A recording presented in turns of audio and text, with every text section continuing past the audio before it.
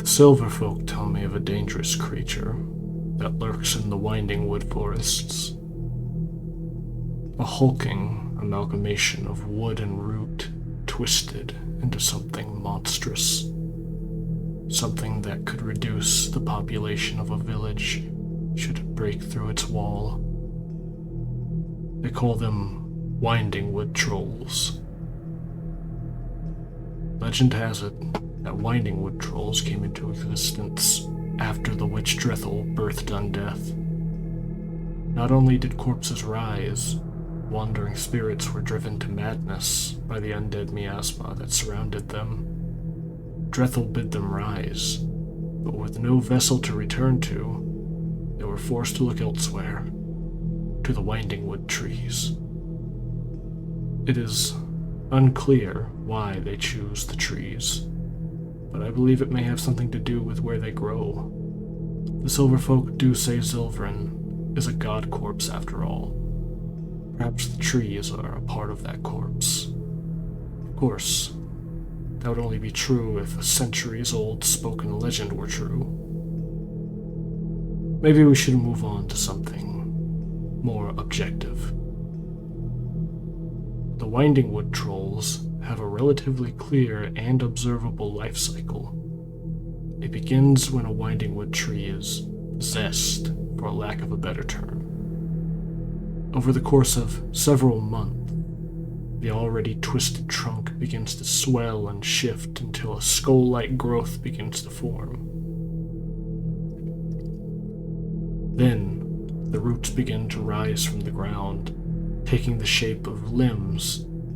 Finally, the troll awakens and pries itself out, taking most of the tree with it. The creature appears as a 7 to 8 foot long mass of winding wood in the shape of a quadrupedal beast, with branches rising from its back and roots hanging underneath. Its face can be best described as ape-like, yet each troll has a slightly differentiating facial structure. Unlike most undead creatures, the Winding Wood Troll does not need to consume the black miasma to survive. It does not require any sort of food as far as anyone can tell. Most of the time, it simply maims and kills whoever it finds. Perhaps it's an attempt to regain the body it had in life. Some trolls have been rumored to behave in strange ways. Once, a mother claimed that she awoke in the middle of the night to see a troll had made its way into her home without destroying a single thing. It stood over her baby's crib and just watched as it slept. And after some time, it left.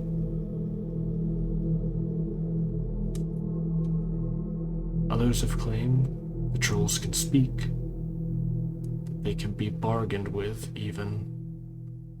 But what could a troll want? Of course, these are only rumors. I wondered how the Silverfolk could combat such a powerful creature. But when I learned the troll's greatest weakness, I understood. The troll's greatest weakness is its gestation period. The Silverfolk villages send out groups to seek out possessed winding wood trees. These groups usually consist of at least 3 villagers to cut down the tree, and a death sorcerer to cast a hex so that the troll will not possess another tree.